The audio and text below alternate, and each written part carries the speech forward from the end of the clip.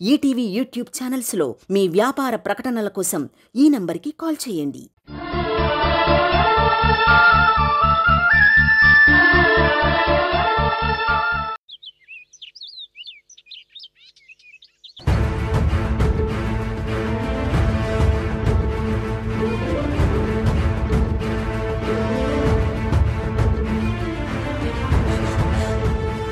వదినా, వీణ అలా మాట్లాడినందుకు మీరు బాధపడుతున్నారా? లేదు వదినా, తండ్రిపోయిన బాధలో తను అలా మాట్లాడుతోంది. ఇప్పటికి కూడా నాకు అసలు అర్థం కాని విషయం అది. శ్రీ ఎందుకు అక్కడికి వెళ్ళాడు? రఘురామ్కి విషయం తెలిసింది కాబట్టి బెదిరించడానికి వెళ్ళాడా? బెదిరించడానికి వెళ్ళినప్పుడు గన్ను పట్టుకుని వెళ్ళడం ఓకే, మరి డాక్యుమెంట్స్ ఎందుకు తీసుకెళ్లాడు? వీటన్నింటికీ సమాధానాలు శ్రీయే చెప్పాలుదినా. నేనడిగితే నాకు అసలు నిజం తెలిసిపోయిందని బాధపడతాడు. అయితే నేనడుగుతానత్తయ్య. అమ్మా, భోజనం పెట్టు.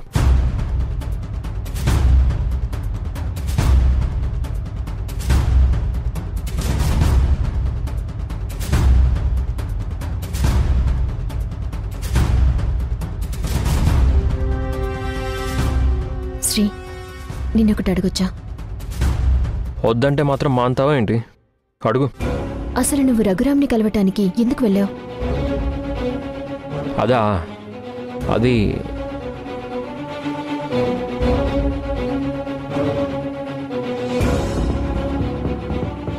ఇప్పుడు చెప్తే అమ్మకి డాక్యుమెంట్స్ గురించి తెలిసిపోతుంది. వేరే పని మీద వెళ్ళానులే. ఏం పని శ్రీ? కొంచెం పర్సనల్, చెప్పకూడదు.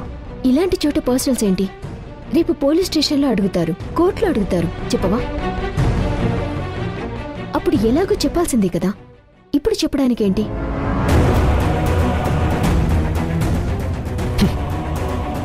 ఏంటి పెద్ద పోలీస్ ఆఫీసర్లా క్వశ్చన్స్ వేస్తున్నావు? నేనే హత్య చేశానని నమ్ముతున్నావా? అలా అనలేదు శ్రీ. నీ ఉద్దేశం అదే. మొదటి నుంచి నన్ను దోషిలాగే చూస్తున్నావు. శ్రీ, ఎందుకు తన మీద అలా అరుస్తున్నావు? అరవక ఏం చేయమంటావమ్మా? ఈ ఇంట్లో నాకు శత్రువులు ఎక్కువ అయిపోయారు.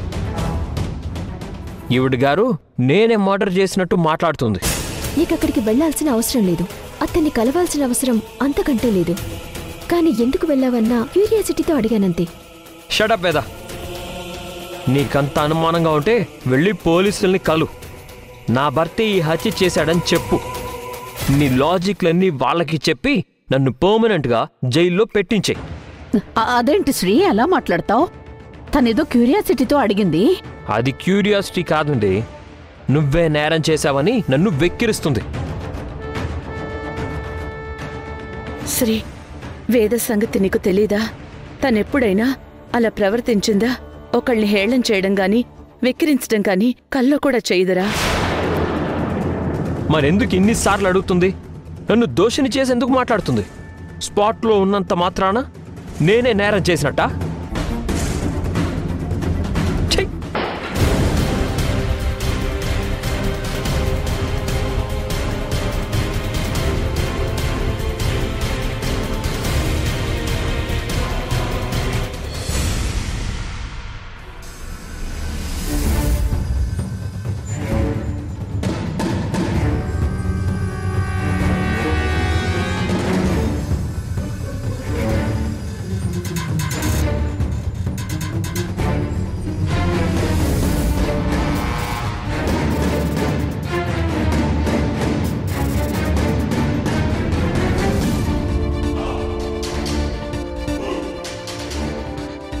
సరస్వతి, ఇప్పుడు ఆ నగలన్నీ ఎక్కడికి తీసుకెళ్తున్నావు? వదిన గారు చూస్తానన్నారు. ఇన్ని టెన్షన్స్లో ఉన్నా ఈ ఆడవాళ్ళు బంగారం గురించి చీరల గురించి మాట్లాడుకోకుండా ఉండలేరు.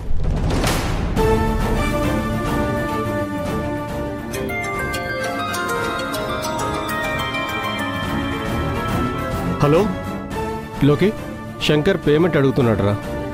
ఈయన మర్డర్ గురించి ఎవరితోనైనా మాట్లాడతారని చూడ్డానికే వచ్చాను. నిజంగానే ఇప్పుడు ఈయనకి ఫోన్ వచ్చింది. మోహన్, నా కొడుకు అరెస్ట్ అయ్యి నేను టెన్షన్లో ఉన్నానురా. ఇంకా నన్ను విసిగిస్తావెందుకు? అది కాదు లోకి, వాడు మన కోసం ఎంతో రిస్క్ తీసుకున్నాడు. అనుకున్న అమౌంట్ ఇవ్వడం మన ధర్మం కదా. అలాంటివన్నీ నువ్వు సెటిల్ చేసేయచ్చు కదా. లేకపోతే అమౌంట్ ఉంది చెప్పు, నేను చెక్ మీద సైన్ చేస్తాను. ఈ విషయం గురించి అయితే మళ్ళీ నాకు ఫోన్ చేయకు. అలా కాదు లోకి, నిన్ను ప్రతి చిన్న విషయానికి టెన్షన్ పడొద్దని చెప్పాను కదా. ఎందుకంత ఫీల్ అవుతున్నావు? శ్రీకి బెయిల్ దొరికింది. అలాగే త్వరలోనే ఈ కేసు నుంచి బయటపడిపోతాడు. ఇంకా టెన్షన్ పడడానికి ఏముంది? శ్రీకి దొరికింది బెయిల్ మాత్రమే. అవతల ఇన్వెస్టిగేషన్ జరుగుతుంది. ఎక్కడ ఏ చిన్న క్లూ దొరికినా కేసు స్ట్రాంగ్ అయిపోతుందిరా. సరేరా, పేమెంట్ సంగతి నేను చూసుకుంటాను. నువ్వు అనవసరంగా టెన్షన్ పడకు. సరే, బాయ్. ఈయన పేమెంట్ అన్ని సీరియస్గా మాట్లాడుతున్నారు. అవతల వైపున్నది ఈయన ఫ్రెండ్ మోహన్. అంటే నా ఊహ నిజం అవ్వబోతోందన్నమాట. ఈ విషయం వెంటనే వదిన గారికి చెప్పాలి.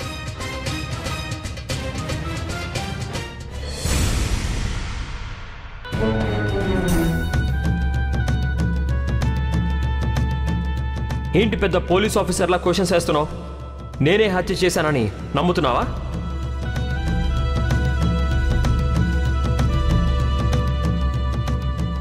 శ్రీ ఎప్పుడు ఏంటి, నేనొకటి మాట్లాడితే తను మరొకలా అర్థం చేసుకుంటాడు.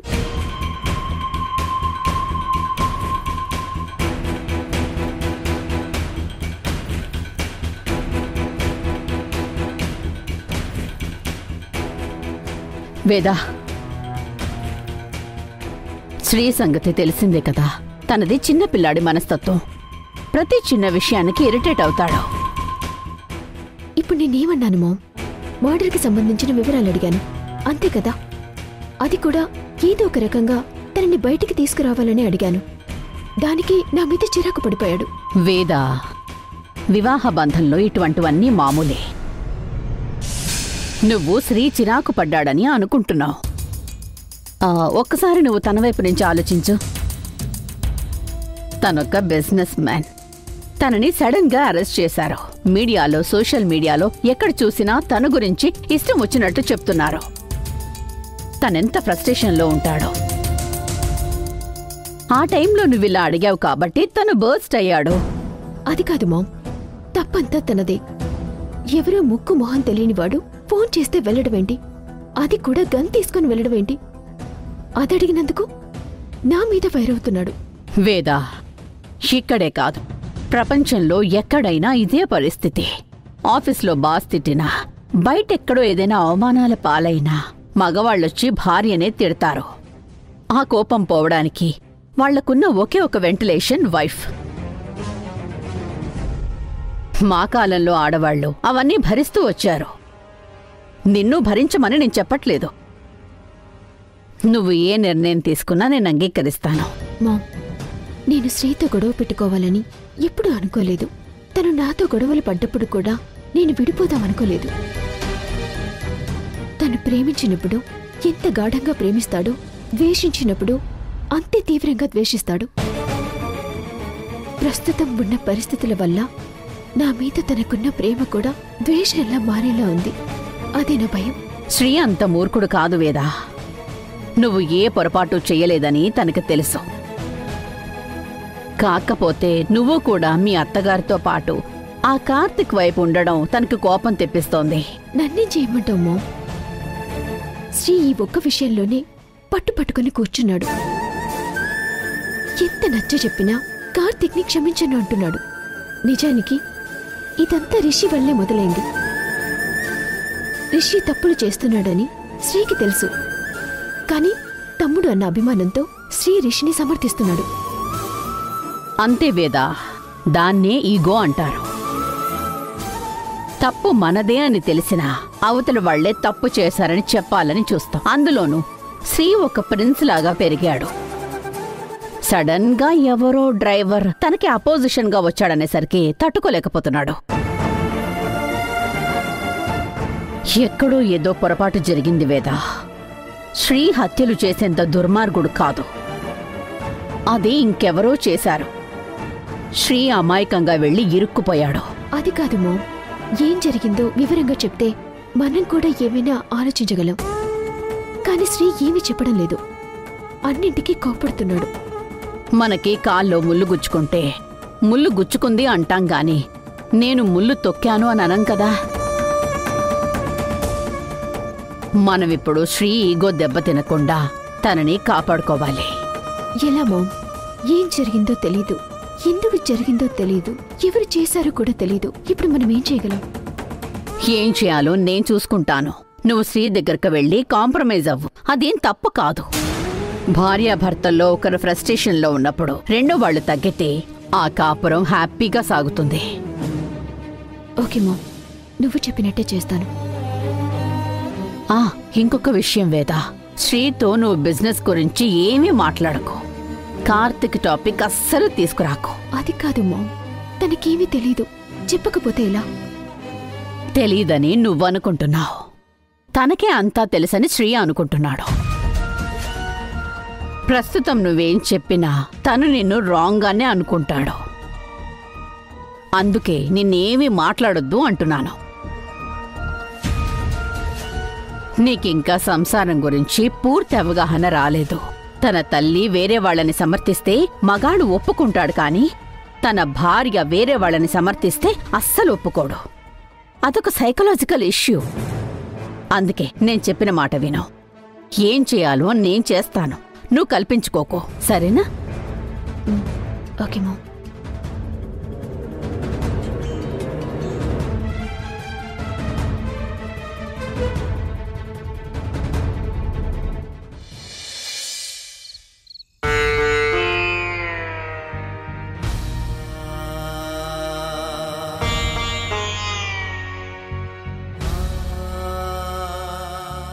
నాన్న, నా బాధని ఎవ్వరూ అర్థం చేసుకోవడం లేదు.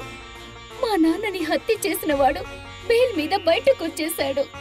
తన కుటుంబంతో హాయిగా బ్రతుకుతున్నాడు.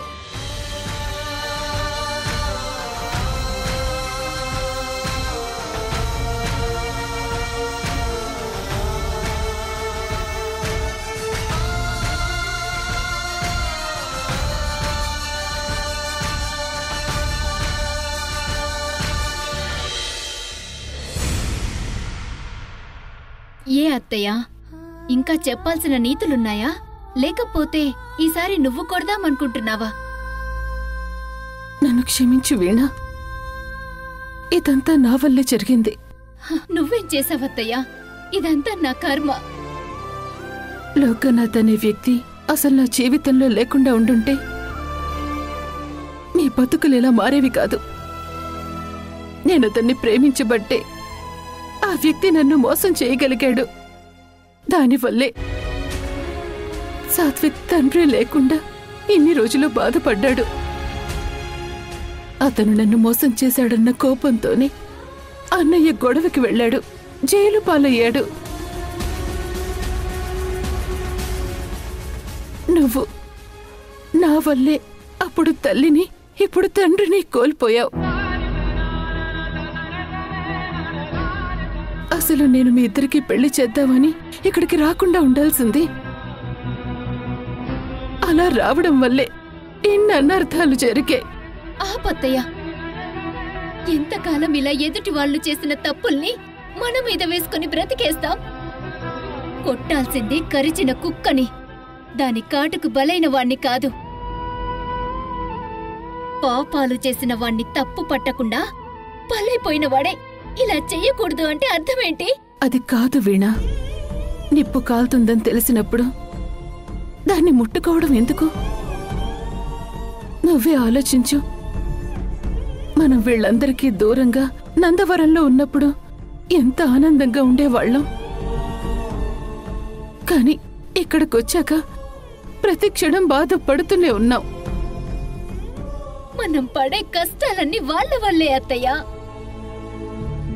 నీ దగ్గర ఆస్తి కొట్టేసి కోట్లు సంపాదించారు.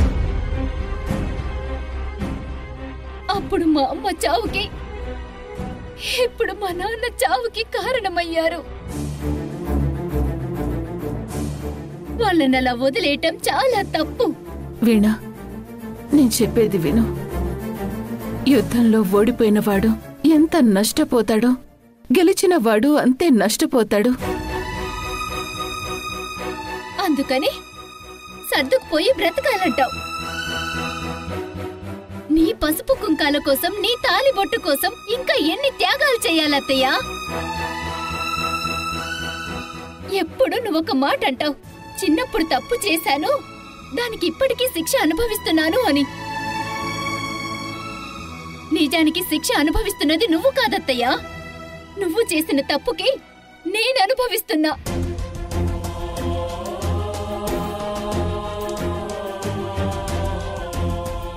లోకంలో అందరూ తనని, తన భార్య బిడ్డల్ని ప్రేమిస్తారు.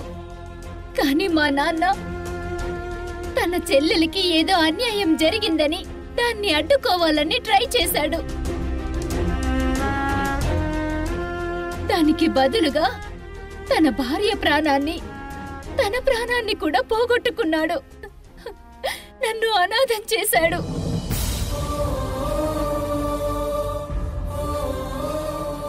నువ్వు చెప్పేది నిజమే వీణా, కానీ మనం ఇక్కడికి రాకుండా ఉండుంటే అన్నయ్య ప్రాణాలు పోయేవి కావు. ఇలా జరగచ్చని, ఆ రోజు ఆయన జోలికి వెళ్ళొద్దని అన్నయ్య దగ్గర మాట తీసుకున్నాను. రిషి జోలికి వెళ్ళొద్దని సాత్విక్ని ఆపింది కూడా ఇందుకే. ఎంత వీలైతే అంత తొందరగా ఎంగేజ్మెంట్ చేసుకొని మన దారిన మనం వెళ్ళిపోదామని చెప్తూనే ఉన్నాను. కానీ మీరు వినలేదు. మా ఇంతో బిజినెస్లో పోటీకి దిగారు. దీనివల్ల నష్టపోయిందెవరు? మనమే కదా. నీకు అన్యాయం జరిగింది వాళ్ళ వల్ల కాదు, నా వల్లే. కానీ జరిగిన దాంట్లో సాత్విక్ తప్పేం లేదు. నేను చేసిన తప్పుకి నా కొడుక్కి శిక్ష వేయకు. అత్తయ్య, నీ మీద కానీ బాబు మీద కానీ నాకెలాంటి కోపం లేదు.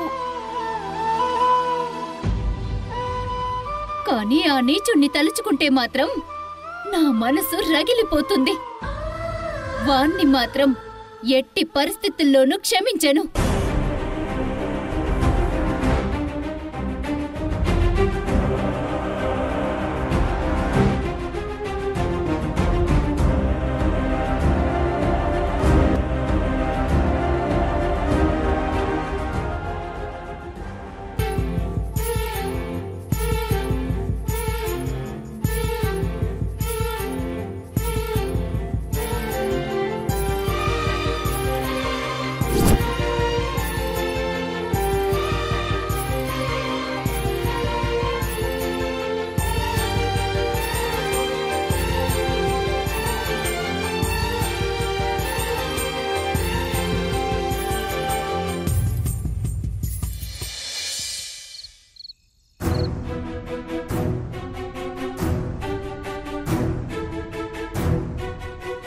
ఇలాంటి చోట పర్సనల్స్ ఏంటి?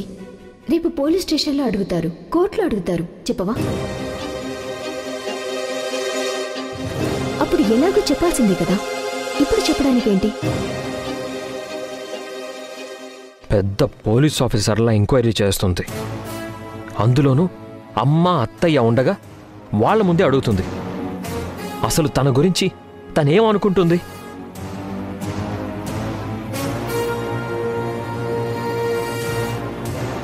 శ్రీ, కూర్చోరా, కూర్చో. డాడ్, మీరేంటి ఇలా? ఒంట్లో బాగాలేకపోతే ఆ మందు వేసుకోవాలి, మనసు బాగాలేకపోతే ఈ మందు వేసుకోవాలి.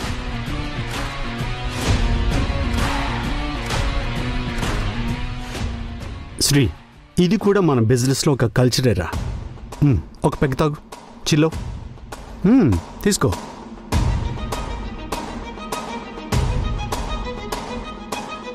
ఇప్పుడు చెప్పరా, ఎందుకంత ఫ్రస్ట్రేషన్లో ఉన్నావు?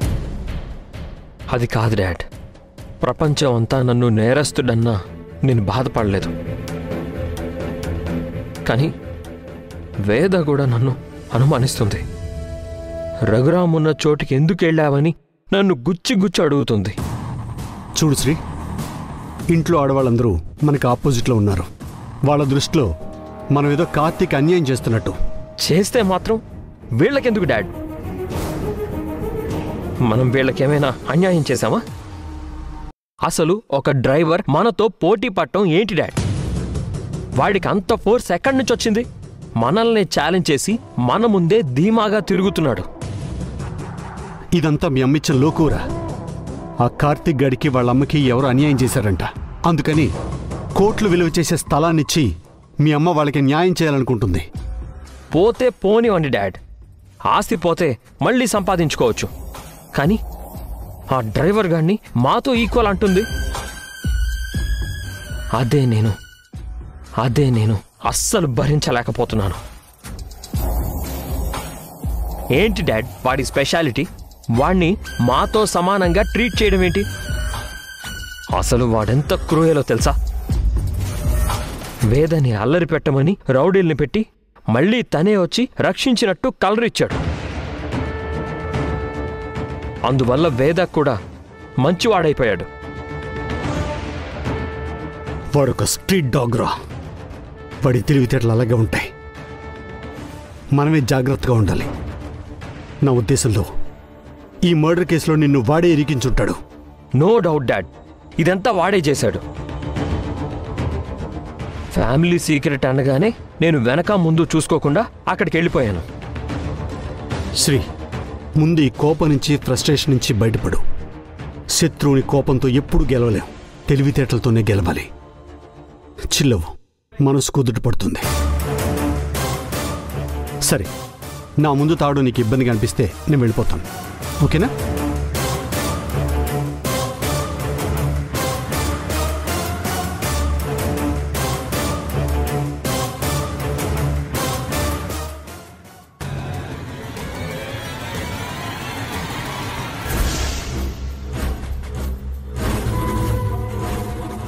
అన్నయ్య, ఏంటన్నయ్య, మేమెవరైనా తాగితే వద్దనేవాడివి, నువ్వే ఇలా తాగుతున్నావేంటి? ఏం చేయమంటావురా? నేను ఏ నేరం చేయలేదని నా భార్య నమ్మడం లేదు. నా అమ్మకి నా భార్యకి కూడా నాకంటే ఆ కార్తిక్ గాడే మంచివాళ్లా కనిపిస్తున్నాడు. డాడ్ లాగా ఒక టాప్ బిజినెస్ మ్యాన్ లాగా ఎదగాలి అనుకున్నానురా. నన్ను కిల్లర్ని చేసేశారు. పాలు తప్ప ఏమీ తాగని నా చేత మందు కొట్టిస్తున్నాడు రా. వాణ్ణి చంపేస్తాను రా.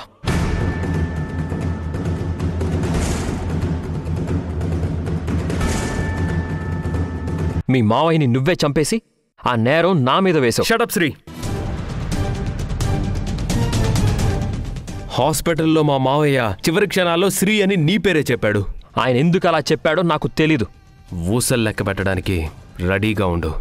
వెళ్ళు.